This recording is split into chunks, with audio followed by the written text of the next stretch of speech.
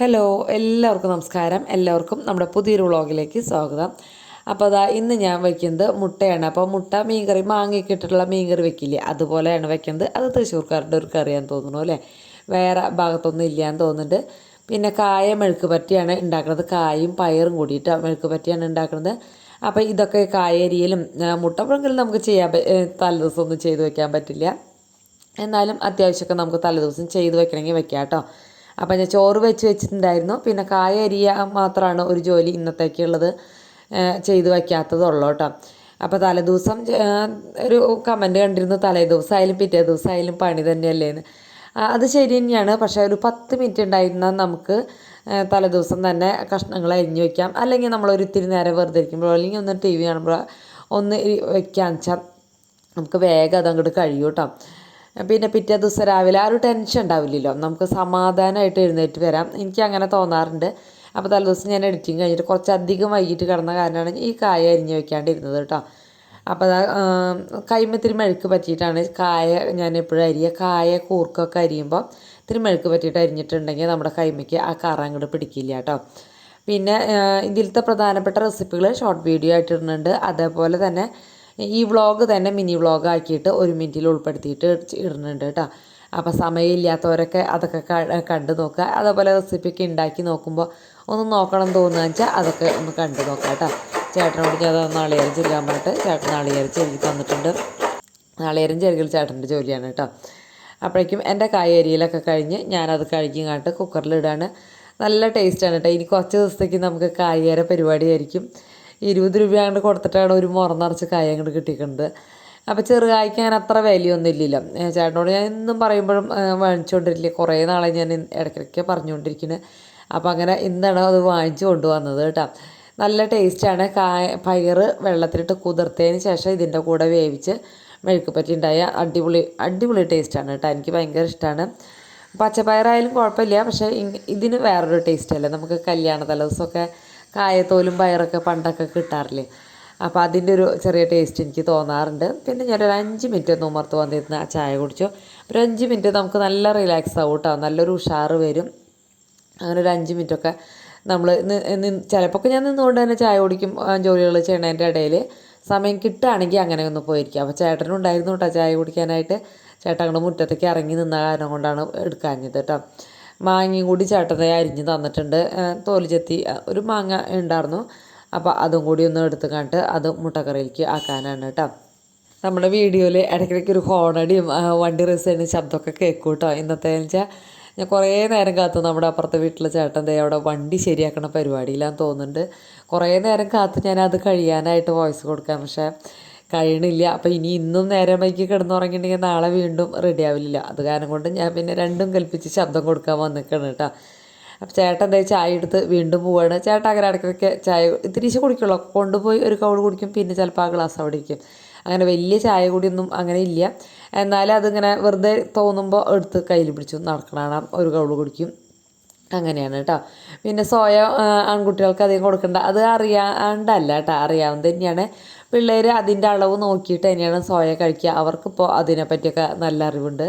എനിക്കതിനെപ്പറ്റിയൊന്നും വലിയ അറിവൊന്നും ഉണ്ടായിരുന്നില്ല. അവർ പറഞ്ഞ് തന്നിട്ടുള്ള അറിവ് തന്നെയുള്ളൂ. സോയ ആൺപിള്ളേർക്ക് അത്ര നല്ലതല്ല എന്ന് അറിയാം കേട്ടോ. അത് കഴിഞ്ഞ് മുട്ട തോല് പൊളിക്കലൊക്കെ കഴിഞ്ഞു. നല്ല ചൂടായിരുന്നു കേട്ടോ. അപ്പോൾ ചൂടാറാനായിട്ട് ഞാൻ നിന്നില്ല, വേഗം തന്നെ ഇത്തിരി വെള്ളം എടുത്ത് ഒഴിച്ച് കണ്ടിട്ട് വേഗം തന്നെ ആക്കി. കുക്കറിലാവുമ്പോൾ പെട്ടെന്ന് നല്ല ചൂടല്ലേ, പെട്ടെന്ന് ആവുകയും ചെയ്യും, പിന്നെ നല്ല ചൂടാണ് താനും.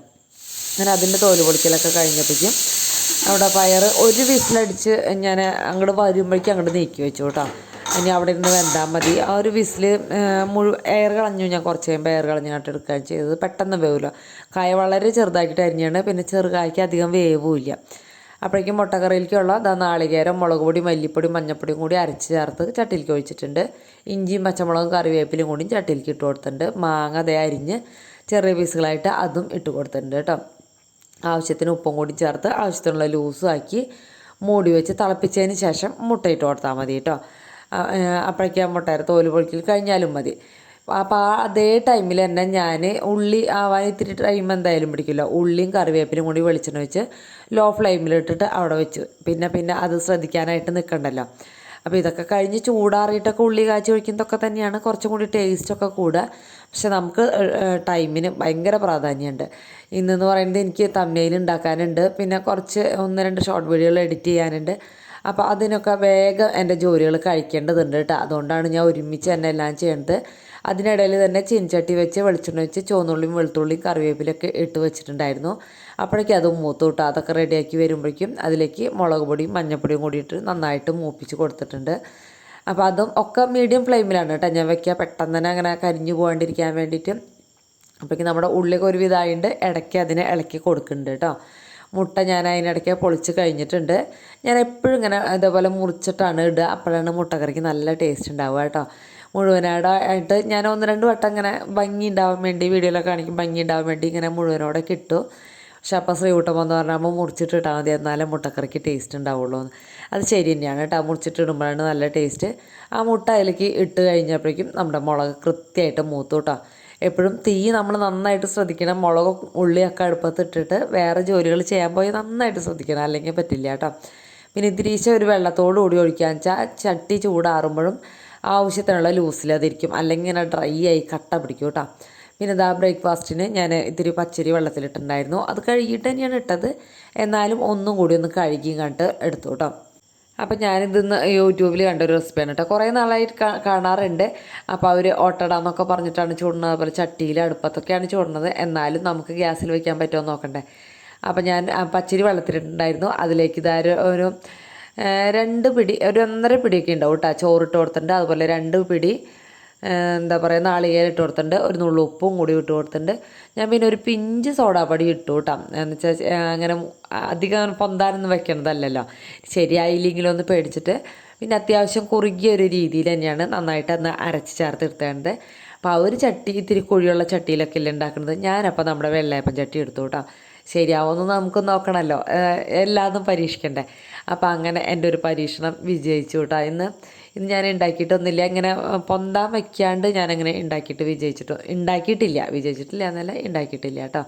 അപ്പോൾ അത് ആദ്യത്തെ തന്നെ വെന്തപ്പോൾ എനിക്ക് മനസ്സിലായി അതെന്തായാലും അടിപൊളിയായിട്ടുണ്ടെന്ന് മനസ്സിലായി.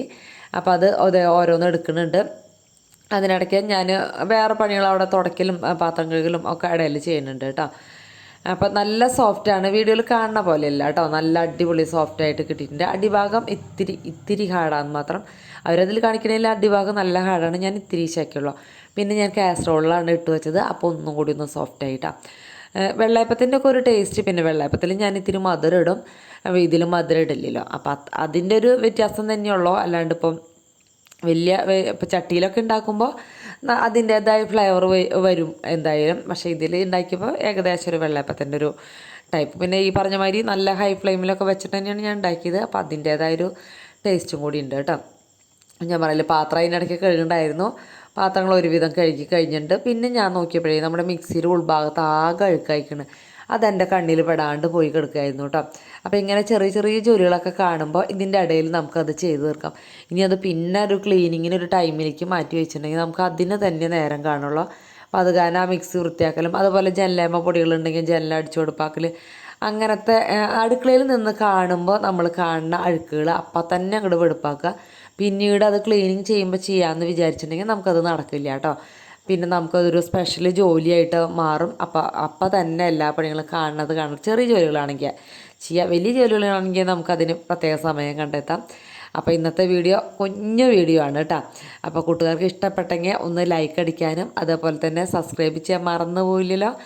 ഇനി നാളെ രാവിലെ 9 മണിക്ക് വരാം, കമൻറ്റ് ഇടാൻ മറക്കരുത് കേട്ടോ. ഓക്കെ.